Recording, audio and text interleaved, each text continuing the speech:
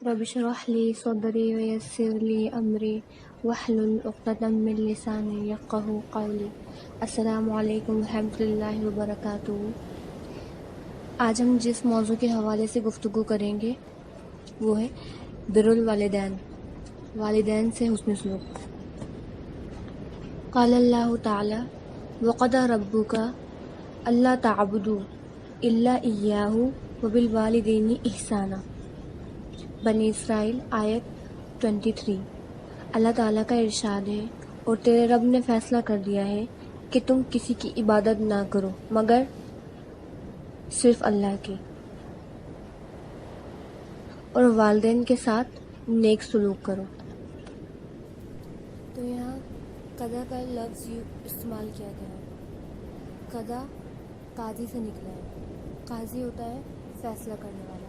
تو یہاں اللہ تعالیٰ حکم نہیں بلکہ فیصلہ سنا رہے ہیں کہ کیا کرنا ہے، اللہ کی عبادت کرنی ہے صرف اللہ کی، اس کے علاوہ کسی کی نہیں، اور والدین کے ساتھ حسن سلوک کرنا ہے، احسان کرنا ہے۔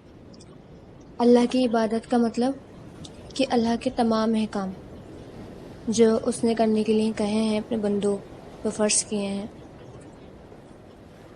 اس کے اکارڈنگ انسان کی لائف ہو اور اسی پر عمل کر کے وہ اپنی زندگی کو گزارے۔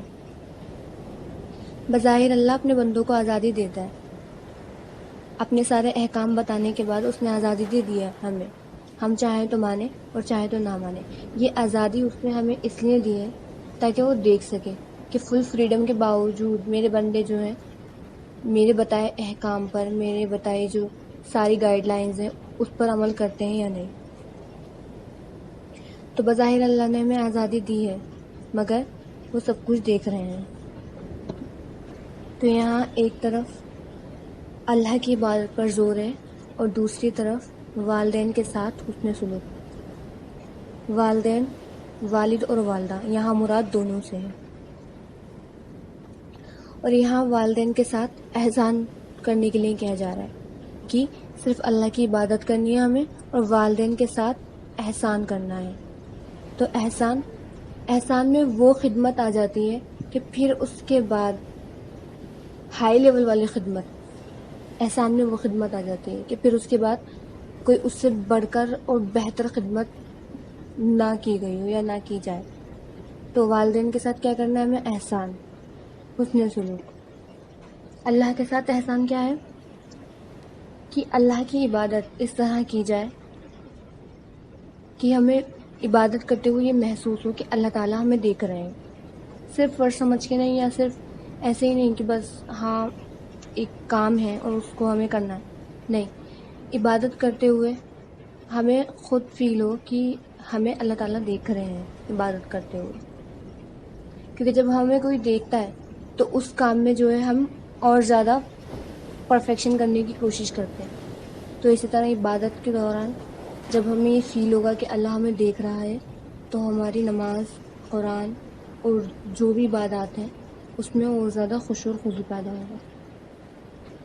اور بندوں کے ساتھ احسان کیا ہے؟ بندوں کے ساتھ احسان یہ ہے کہ ان کے ساتھ بہترین سلوک کیا جائے، اور بندوں میں بھی سب سے زیادہ بہتر اخلاق اور بہترین سلوک کے جو حقدار ہیں وہ ہمارے والدین۔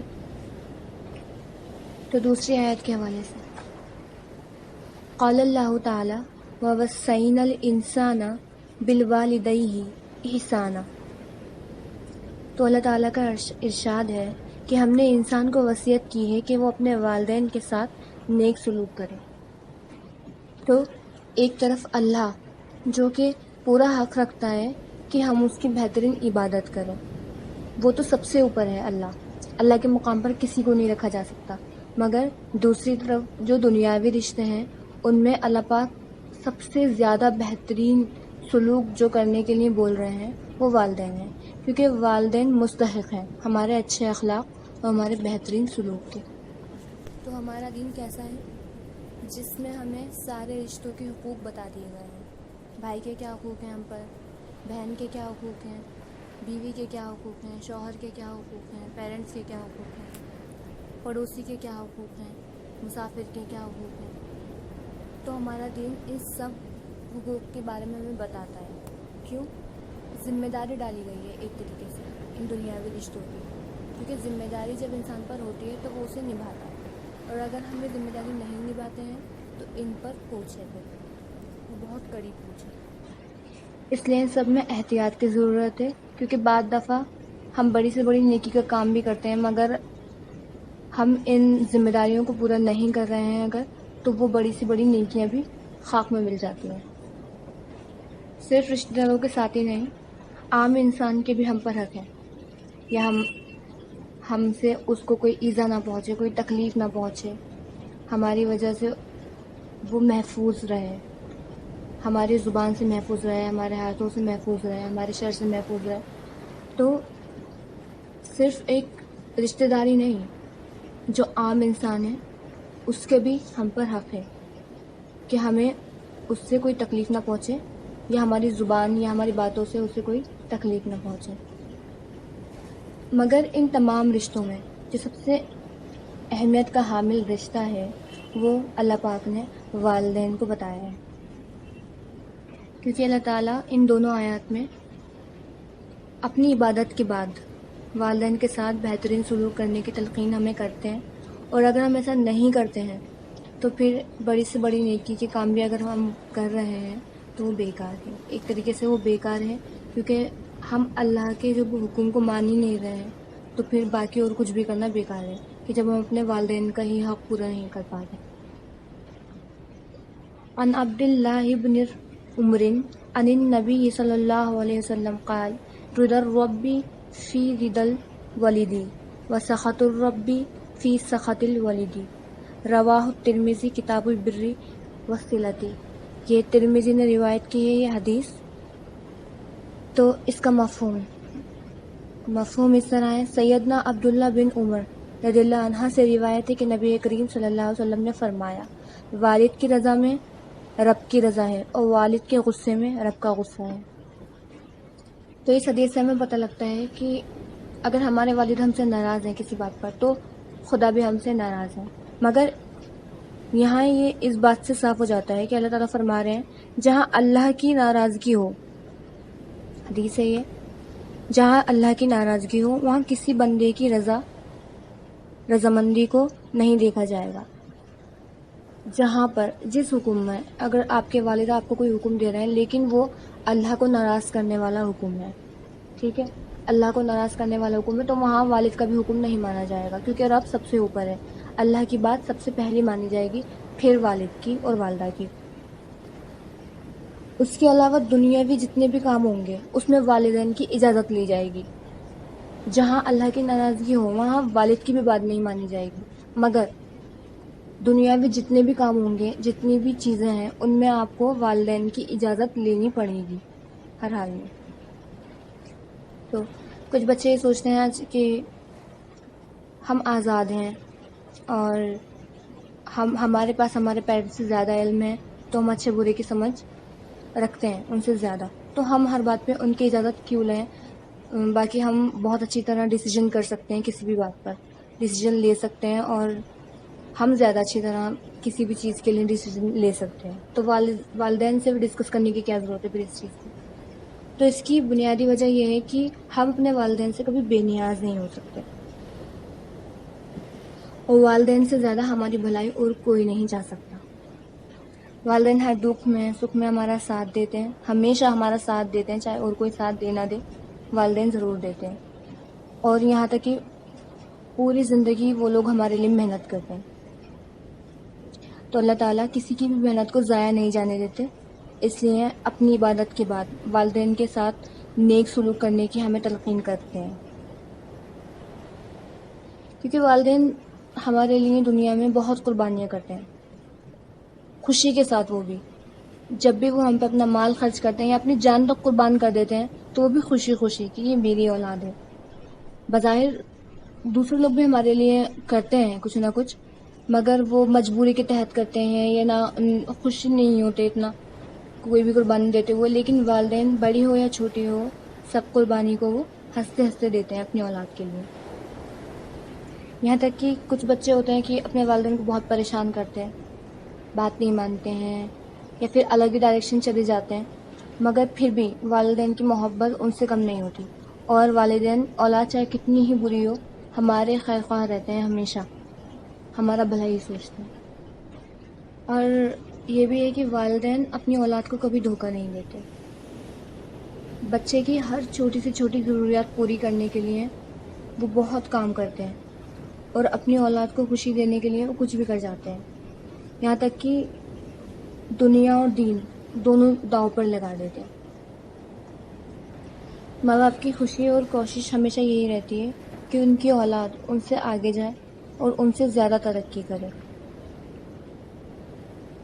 اور جوان ہو کر وہ ہم جیسی تکلیف نہ دیکھیں جو ہم نے تکلیفیں اٹھائیں، یا پھر ہم نے اسٹرگل کیا تو تقریباً وہ اسٹرگل وہ نہ کریں، اور ہماری اولاد ہم سے بھی زیادہ آگے جائے اور اپنی زندگی کو خوشی خوشی جیے۔ تو اس لیے تمام کاموں میں ماں باپ کی رضامندی بہت زیادہ ضروری ہے، کیونکہ وہ لوگ پوری لائف ہمارے لیے بہت زیادہ اسٹرگل کرتے ہیں۔ اس لیے اللہ پاک نے اس حدیث میں اپنی رضا کے ساتھ والد کی رضا کو جوڑا، کیونکہ والد اگر راضی ہو تو رب راضی ہے، اور اگر والد راضی نہ ہو تو رب راضی نہیں ہے۔ بعض وقت ہم کیا کرتے ہیں کہ قریبی رشتہ داروں کو سائڈ رکھ کر بڑے بڑے نیکی کے کام کرتے ہیں، مسجدیں بنوانا ہوئی، صدقہ خیرات ہوئی، غریبوں میں کھانا، کپڑے دینا، یا حج، عمرہ، زکوٰۃ۔ تو یہ جو نیکیاں ہیں یہ بھی کسی کام کی نہیں ہیں اگر ہم اپنے رشتہ داروں کے ساتھ ان کے حقوق پورے نہیں کر پا رہے ہیں۔ کیوں؟ کیونکہ وہ اللہ کا حکم ہے، وہ ایک ذریعہ ہے، یہ چین ہے پوری جو آپس میں جڑی ہوئی ہے۔ اب ہم نہیں چڑھ سکتے نا سیڑھی، ایک سیڑھی کو 5 سیڑھی کو بیچ سے چھوڑ کر ہم آگے والی سیڑھی پہ نہیں چڑھ سکتے، آگے والی منزل پہ نہیں جا سکتے۔ تو یہ راستہ ہے، یہاں سے گزرنا پڑے گا، رشتوں کو نبھانا پڑے گا، جیسے اللہ تعالیٰ نے حکم دیا ہے ان کو نبھانے کا، اسی کو فالو کرتے ہوئے رشتے نبھانے پڑیں گے۔ اب بعض وقت کیا ہوتا ہے کہ فادر جو ہوتے ہیں ہمارے پیرنٹس میں سے، مدر تو ہوتی ہیں ایموشنلی اٹیچ ہوتی ہیں ہم سے، بچے ان کے بہت زیادہ کلوز بھی ہوتے ہیں، کیونکہ زیادہ تر وقت بچے اپنے پورے بچپن کا ماں کے ساتھ گزارتے ہیں، اور جوانی بھی آلموسٹ ماں کے ساتھ ہی گزارتے ہیں زیادہ تر وقت۔ لیکن فادر کام وغیرہ کی ٹینشن میں، ذمہ داریوں کی بوجھ تلے اتنا دب جاتے ہیں کہ بچوں کے ساتھ وقت گزارنے کا، ان سے ایموشنلی اٹیچ ہونے کا ان کو موقع نہیں مل پاتا۔ تو بعض وقت کیا ہوتا ہے کہ وہ تھوڑا سخت مزاج بھی ہوتے ہیں، تو ہمیں لگتا ہے کہ وہ ہمارے دشمن ہیں، ہمیں کبھی سمجھتے ہی نہیں ہیں، ہمارے کسی فیصلے کو وہ سمجھتے نہیں ہیں، ہماری تھنکنگ کو وہ سمجھتے نہیں ہیں، ہماری باتوں کو نہیں سمجھتے۔ تو اسی وجہ سے بچوں کو یہ لگتا ہے کہ ہمارے والد نے ہمارے لیے کیا ہی کیا ہے، اور جبکہ اگر ہم غور کریں تو والد نے ہمارے لیے کیا نہیں کیا ہے۔ پوری زندگی کی کمائی، اپنی پوری جوانی، اپنی ساری خواہشات اپنے بچوں پر ہی صرف کر دیتا ہے ایک والد۔ تو ماں کا جو حق ہے وہ اپنی جگہ ہے، اور باپ کا جو حق ہے وہ اپنی جگہ ہے، دونوں ہی زندگی میں بہت اہم مقام ادا کرتے ہیں۔ بعض اوقات ایسا ہوتا ہے کہ شوہر اور بیوی کے درمیان نہیں بنتی، جس کی وجہ سے بچے کیونکہ ایموشنلی ماں سے اٹیچڈ ہوتے ہیں تو اس لیے ماں کا ہی ساتھ دیتے ہیں وہ، اور والد جو ہے اتنے بچے گل مل نہیں پاتے اپنے والد سے، تو اس لیے والد کا ساتھ دیتے بھی نہیں ہیں، ہمیشہ مطلب والد کو ہی غلط سمجھتے ہیں بچے۔ تو مائیں کیا کرتی ہیں، برے خیال مطلب ماں جب ہوتا بھی ہے ایسے کہ مرد کی غلطی ہوتی ہے کہیں کہیں، اور زیادہ تر ہوتی ہے کہ وہ زیادتی کرتا ہے، تو اگر وہ زیادتی بھی کریں تو کبھی بھی ایسا نہیں کرنا چاہیے کہ بچوں کے دل میں والد کے خلاف یا والد کے لیے کوئی بری بات ڈالی جائے، جس کی وجہ سے ان کے رشتے خراب ہوں۔ کیونکہ کیوں نہ کیا جائے یہ سب، کیونکہ خونی جو رشتے ہوتے ہیں ان کو کاٹنا بے سکونی کا سبب بنتا ہے۔ مگر ہاں، والد اگر غلط انسان ہے، کوئی چور ہے، ڈاکو ہے، جس سے بچوں کو خطرہ ہے، بچوں کے ایمان کو خطرہ ہے، تو تب دور رکھا جا سکتا ہے۔ اور خونی رشتوں کو کاٹنا بچوں کے لیے بھی ٹھیک نہیں رہتا، کیونکہ خونی رشتوں کو کاٹنے کے بعد بچے اکیلا فیل کرتے ہیں، ایک خلا سی رہ جاتی ہے بچوں کے اندر، اگر ہم ان سے ان کے خونی رشتوں کو دور کر دیں۔ سیدنا ابو دردہ رضی اللہ عنہ سے روایت ہے کہ انہوں نے نبی کریم صلی اللہ علیہ وسلم سے سنا، والد جنت کا درمیانی دروازہ ہے، چاہے اس دروازے کو ضائع کر دو یا اس کی حفاظت کرو۔ درمیانی دروازہ، سینٹرل گیٹ، تو یہاں والد کے مقام کا ذکر کیا جا رہا ہے۔ تو اس کی حفاظت ہم کس طرح کر سکتے ہیں؟ اس دروازے کی حفاظت ہم کس طرح کر سکتے ہیں؟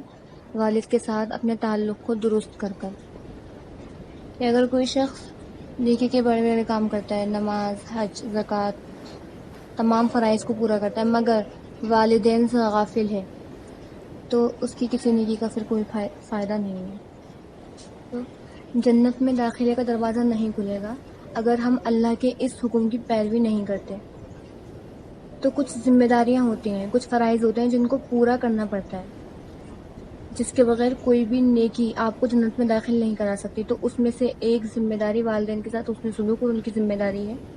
اگر ہم اس کو پورا نہیں کرتے اور اس کے سوا ہر نیکی کو کر ہم اپنے آپ کو بہت نیک اور بہت اچھا سمجھتے ہیں اور ہمیں پورا احساس ہو جاتا ہے کہ ہم تو بہت زیادہ نیک ہیں، تو ہماری تو جنت میں داخل ہمیں ہونا ہی ہونا ہے، اور والدین سے ہم پوری طرح سے غافل ہیں، کہاں ہیں وہ، کیا کر رہے ہیں، ہم اس سے کوئی فرق نہیں پڑتا۔ ہم ایز اے سیڑھی انہیں یوز کر رہے ہیں، اگر کہ جب تک ہمیں منزل تک پہنچنا تھا تو ہم انہیں سیڑھی کی طرح یوز کرتے گئے، پھر ہم انہیں پلٹ کر دیکھے بھی نہ، تو پھر یہ بیکار ہے، کیونکہ وہ دنیاوی منزلوں کو طے کرنے کی اگر سیڑھی ہیں آپ کی نظر میں، تو وہ جنت تک جانے تک کی بھی سیڑھی ہیں پھر۔ تو اس دروازے کی حفاظت ہم کس طرح کر سکتے ہیں؟ اس سینٹرل گیٹ کی حفاظت ہم کس طرح کر سکتے ہیں؟ ان کے حقوق کو پورا کر کر اور ان کے ساتھ بہترین سلوک کر کر۔ سیدنا عبداللہ بن عمر رضی اللہ عنہ سے روایت ہے کہ رسول اللہ صلی اللہ علیہ وسلم نے فرمایا، یقیناً سب سے بڑے گناہوں میں سے یہ ہے کہ کوئی شخص اپنے والدین پر لعنت بھیجے۔ پوچھا گیا، یا رسول اللہ صلی اللہ علیہ وسلم، کوئی شخص اپنے ہی والدین پر کیسے لعنت بھیجے گا؟ آپ صلی اللہ علیہ وسلم نے فرمایا کہ آدمی دوسرے آدمی کے باپ کو برا بھلا کہے گا تو دوسرا بھی اس کے باپ کو اور اس کی ماں کو برا بھلا کہے گا۔ تو یہ حدیث ہے، اور اس میں آپ صلی اللہ علیہ وسلم نے فرمایا کہ سب سے بڑا گناہ ہے کیا؟ کہ انسان اپنے والدین پر لعنت بھیجے۔ اب کوئی بھی تو ایسی اولاد نہیں ہوگی دنیا میں جو اپنے ہی والدین پر لعنت بھیجے۔ تو پوچھا گیا آپ صلی اللہ علیہ وسلم سے کہ کوئی شخص اپنے والدین پر لعنت کیوں بھیجے گا؟ ٹھیک ہے، تو آپ صلی اللہ علیہ وسلم نے فرمایا، جب ایک شخص دوسرے شخص کے والد کو گالی دیتا ہے، ٹھیک ہے، جیسے کسی پرسن نے کسی کے والد کو گالی دی یا برا بھلا کہا، تو وہ سامنے والا جو پرسن ہوگا وہ پلٹ کے آپ کے والد کو ہی نہیں، آپ کی والدہ کو بھی گالی دے گا۔ یہ بالکل فیکٹ ہے یہ، کہ سامنے سے جواب جو ہے وہ ڈبل بدتمیزی اور گندگی سے ملے گا واپس آپ کو۔ تو اس طرح انسان اپنے والدین کی عزت کو خراب کرتا ہے۔ آپ نے اس کے والد کو گالی دی، پھر وہ پلٹ کر آپ کی والد اور والدہ کو گالی دے رہا ہے، حالانکہ وہ وہاں موجود بھی نہیں ہے اور سب کے سامنے تنہائی میں بھی عزت خراب ہو رہی ہے ان کی، حالانکہ آپ کے والدین کا کوئی قصور نہیں ہوتا اس لڑائی میں۔ تو ہمارا فرض کیا ہے کہ بچوں تک یہ بات پہنچائی جائے کہ ہمیں اپنے والدین کو ہی پروٹیکٹ نہیں کرنا۔ بچوں کو یہ بات سکھائی جائے کہ صرف آپ کو اپنے والدین کو ہی پروٹیکٹ نہیں کرنا ہے، بلکہ دوسرے کے والدین کو بھی ہمیں پروٹیکٹ کرنا ہے۔ دوسرے کے والدین کو بھی ہمیں ایسی گالی نہیں دینی ہے، کیونکہ جب ہم دوسرے کے والدین کو پروٹیکٹ کریں گے تب ہمارے والدین پروٹیکٹ ہیں۔ تو یہ بات بچوں کو کون بتائے گا؟ والدین ہی بتائیں گے۔ تو اولاد جو ہوتی ہے وہ والدین کو ریپرزینٹ کرتی ہے، اور اگر ہم کسی کے والدین کو برا بھلا کہہ رہے ہیں تو ظاہری بات ہے کہ وہ پلٹ کر ہمارے والد اور والدہ دونوں کو ہی برا بھلا کہیں گے۔ تو اولاد کی پرورش کے دوران اسے بتایا جائے کہ آپ اکیلے نہیں ہو، صرف تنہا نہیں ہو، آپ پورے خاندان کے ایک نمائندے ہو۔ تو اگر آپ کچھ اچھا کرتے ہو تو آپ خاندان کا نام روشن کرتے ہو، اگر آپ برا کر رہے ہو تو آپ پورے خاندان کو اور اپنے والدین کا نام بدنام کر رہے ہو۔ اور بدتمیزی ایک ایسی چیز ہے، گالی گلوچ یا پھر کسی بھی قسم کی بدتمیزی ایک ایسی چیز ہے کہ اس پر انسان اگر منہ کھولتا ہے تو اس کی چھینٹوں سے وہ بچ نہیں سکتا، کیچڑ اچھل کے پلٹ کر اس پر ضرور آتی ہے۔ تو منہ سے ہمیشہ اچھی بات نکالنی چاہیے۔ اس میں بہت احتیاط رکھنا پڑتا ہے اور زبان پر مکمل کنٹرول رکھنا پڑتا ہے. کوئی کچھ بھی بولے مگر اپنی زبان بند رکھنی ہے ہمیں. سیدنا ابو ہریرہ رضی اللہ عنہ سے روایت ہے کہ رسول اللہ صلی اللہ علیہ وسلم نے فرمایا کوئی اولاد اپنے والد کے احسان کا بدلہ نہیں چکا سکتی مگر یہ کہ وہ اپنے والد کو غلام پائے اور وہ اسے خرید کر آزاد کر دے. رواہ ابو داؤد کتاب الادب 5137. تو ہم اپنے والد کا احسان کبھی نہیں چکا سکتے، کوئی سی بھی بڑی سے بڑی نیکی کر کے تاعمر ان کی خدمت کر کر بھی نہیں چکا سکتے ہم ان کا احسان، کیونکہ ان کے احسان ہم پر بہت بڑے ہوتے ہیں. لیکن ہاں یہاں ایک کنڈیشن بتائی گئی ہے کہ ماں باپ میں سے اگر اولاد کسی کو غلام پاتی ہے، جیسے کسی کے والد وہ غلام ہے، اگر وہ ان کی گردن کو چھڑا لے، مطلب وہاں سے انہیں آزاد کرا دے، تو تھوڑا بہت پھر حق وہ ادا کر سکتی ہے ان پر، تب وہ تھوڑا احسان کر سکتی ہے. باقی کسی بھی طرح کی خدمت یا نیکی سے وہ ان کا حق ادا نہیں کر سکتی.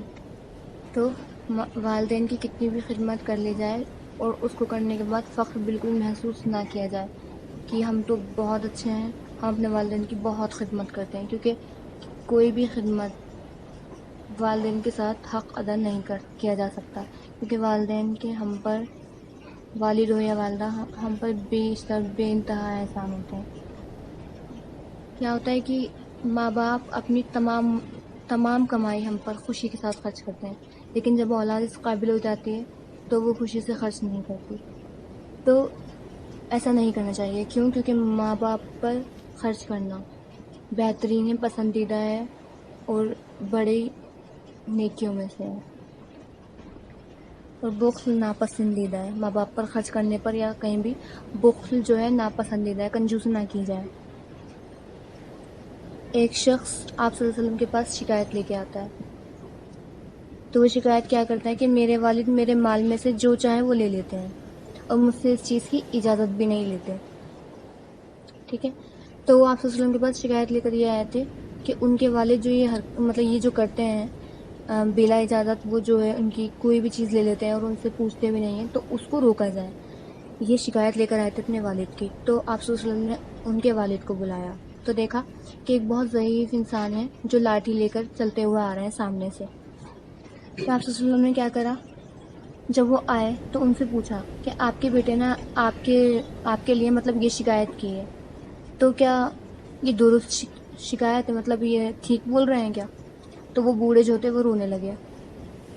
وہ بوڑھے جو شخص تھے، اس شخص کے والد، وہ رونے لگے اور بولے جب یہ کمزور تھا اور میں طاقتور تھا تو اس کے ہاتھ خالی تھے اور میرے ہاتھ بھرے، تو میں نے اپنی کوئی چیز اس سے نہیں روکی تھی. مطلب اس نے میرے مال میں سے جو چاہا اس نے لیا اپنے بچپن میں، تو اس نے جو چاہا میرے مال سے لیا. آج میں کمزور ہوں اور فقیر ہوں، اور جب اس کے مال میں سے کچھ لیتا ہوں یا لینا چاہتا ہوں تو یہ ناراض ہوتا ہے.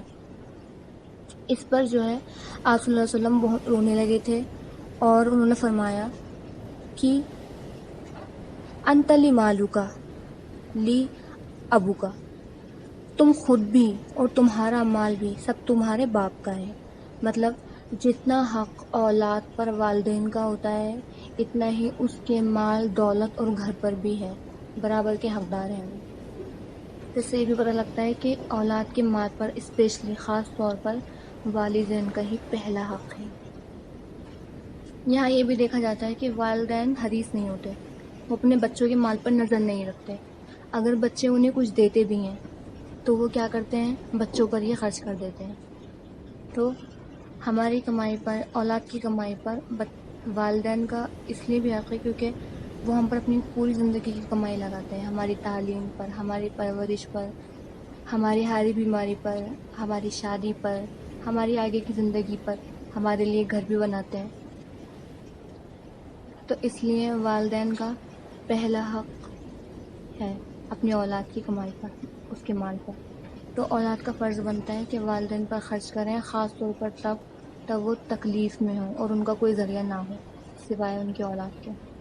تو والدین اگر اپنی اولاد کی کسی بھی چیز سے کچھ لیتے ہیں، مال سے کچھ بھی لیتے ہیں، تو وہ چوری نہیں ہوتی، اور والدین کو دیں.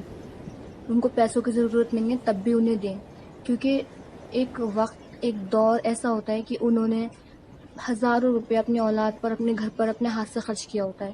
پھر جب بڑھاپا آتا ہے تو ان کے ہاتھ کچھ نہیں رہتا، تو وہ مایوسی میں چلے جاتے ہیں. ایک شخص نے جو پورا گھر چلاتا تھا اب وہ کچھ نہیں چلاتا ہے. ایڈوائز بھی لیں والدین سے، چاہے وہ کتنے ہی بوڑھے ہو جائیں. تو اس سے یہ رہتا ہے کہ ہاں میری گھر میں کچھ اہمیت ہے، میری کچھ ویلیو ہے گھر میں.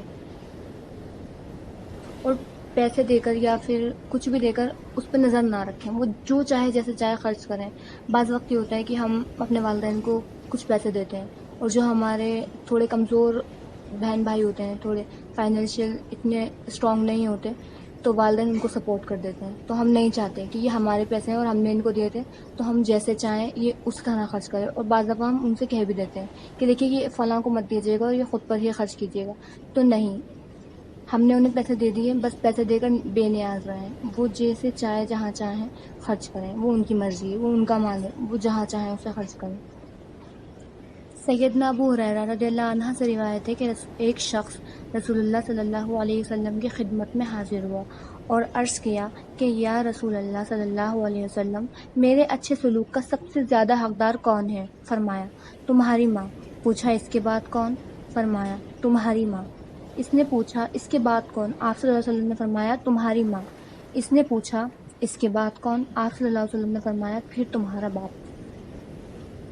تو ماں کا حق اولاد پر، یا اولاد کا فرض ہے کہ وہ ماں کے ساتھ بہترین سلوک کرے. باپ سے بھی زیادہ ماں کا حق ہے اولاد پر. قرآن میں اس طرح ہے حملتہ امہ وہنن علی وہنن، کہ اس کی ماں نے اس کو تکلیف پر تکلیف اٹھا کر اپنے رحم میں رکھا. تو یہاں کیا وجہ بتائی جا رہی ہے؟ ماں کا حق اس لیے بھی ہم پر زیادہ ہے، اپنی اولاد پر اس لیے زیادہ ہے کیونکہ ماں اپنی زندگی کا ایک طویل وقفہ اولاد کی پرورش میں دے دیتی ہے. اپنی خوشی، اپنی ہیلتھ، اپنے کھانا پینا، نیند، یہاں تک کہ اپنی خواہشات بھی سب اپنی اولاد پر قربان کر دیتی ہے. تو اس لیے یہاں پر باپ سے بھی 3 گنا زیادہ ماں کا حق اولاد پر بتایا جا رہا ہے. دنیا میں اتنا محنت طلب اور کوئی کام نہیں ہے جتنا ایک بچے کو پیدا کرنا اور اس کی پرورش کرنا ہے. تو اس لیے اللہ نے یہاں عدل سے کام لیا ہے اور ماں کا حق اولاد پر زیادہ بتایا ہے. تو والدین کے ساتھ ہم حسن سلوک میں کیا کر سکتے ہیں؟ نرمی سے گفتگو. جب بھی ان سے بات کریں ہم، چاہے وہ بات ہمیں ناگوار بھی کیوں نہ گزرے، پولائٹ وے، بالکل نرمی سے گفتگو کریں اور ان کے کھانے پینے، ان کے کپڑوں کا، ان کی ضروریات کا خیال رکھیں اور کبیرہ گناہوں سے بچیں. تو اگر ہم یہ 3 عمل کرتے ہیں تو ہم جنت کے مستحق ہیں. اگر ہم اپنے والدین سے نرمی سے گفتگو کرتے ہیں، ان کی تمام ضروریات کا خیال رکھتے ہیں اور کبیرہ گناہوں سے پھر ہم محفوظ ہیں، بڑے بڑے جو گناہ ہوتے ہیں ان سے ہم محفوظ ہیں، تو پھر ہم جنت کے مستحق ہیں. اور اس شخص کی دعائیں بھی قبول ہوتی ہیں جو اپنے والدین کا فرمانبردار ہوتا ہے. کیوں ہوتی ہیں دعائیں قبول؟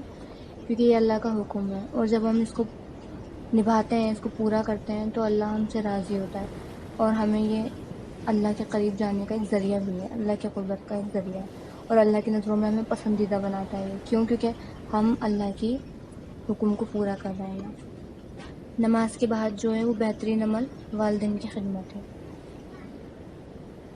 تو دنیا میں کوئی بھی کام کریں، اچھا ہو یا برا، تو والدین کی پرمیشن لینا، ان کا صلاح مشورہ لینا ضروری ہے، بہت زیادہ ضروری ہے. آپ صلی اللہ علیہ وسلم کے دور میں جب ایک لڑکے کا دم نہیں نکل رہا تھا تو اس کی ماں کو بلایا گیا. تو آپ صلی اللہ علیہ وسلم نے کہا کہ یہ اس طرح سے اس کا دم نہیں نکل رہا ہے تو آپ نا اسے معاف کر دیں اس کی غلطیوں پر. تو انہوں نے کہا نہیں، میں اسے معاف نہیں کروں گی، اس نے مجھے بہت پریشان کیا ہے. تو آپ صلی اللہ علیہ وسلم نے کہا ٹھیک ہے، پھر لکڑیوں کا الاؤ بناؤ اور اس کو جلا دیتے ہیں تو شاید اس کا دم نکل جائے. تو ماں تھیں، دل میں رحم آ گیا، کہنے لگیں کہ نہیں میں معاف کرتی ہوں اسے. تو پھر اس کا دم نکلا تھا. تو انسان کے لیے کیا ضروری ہے؟ انسان کے لیے یہ بھی ضروری ہے کہ چھوٹی چھوٹی باتوں پر رشتوں کو نہ توڑے، کسی بھی رشتے کو۔ بعض دفعہ یہ ہوتا ہے کہ دنیاوی جو فیصلے ہوتے ہیں تو اس میں جو ہے ہم والدین سے اختلاف کرتے ہیں، جیسے ہمیں کسی فیلڈ میں جانا اور والدین چاہتے ہیں کسی اور فیلڈ میں جانا، تو ہم اختلاف کرتے ہیں اس چیز میں والدین سے، یا پھر ہم کہیں اور شادی کرنا چاہتے ہیں اور والدین چاہتے ہیں کہیں اور ہماری شادی کرنا۔ تو یہ جو چھوٹی چھوٹی چیزیں ہیں وہاں پر اگر ہمیں اپنی خواہشات اور اپنی ضد کو بھی قربان کرنا پڑے تو کر دینی چاہیے، کیونکہ والدین کا ہم پر حق ہے پورا۔ تو اللہ سے دعا ہے کہ ہر بندے کو، ہر بچے کو اپنے والدین کا فرمانبردار بنائے اور اپنا بھی فرمانبردار بنائے سب سے پہلے۔ تو کوشش یہی کریں کہ والدین کے ساتھ نرم گفتگو کریں، کتنی بھی ناگوار بات کیوں نہ ہو۔ اللہ ہم سب کو کامیابی دے اور ہمارے والدین کو جنت الفردوس میں اعلیٰ مقام عطا فرمائے۔ السلام علیکم ورحمۃ اللہ وبرکاتہ۔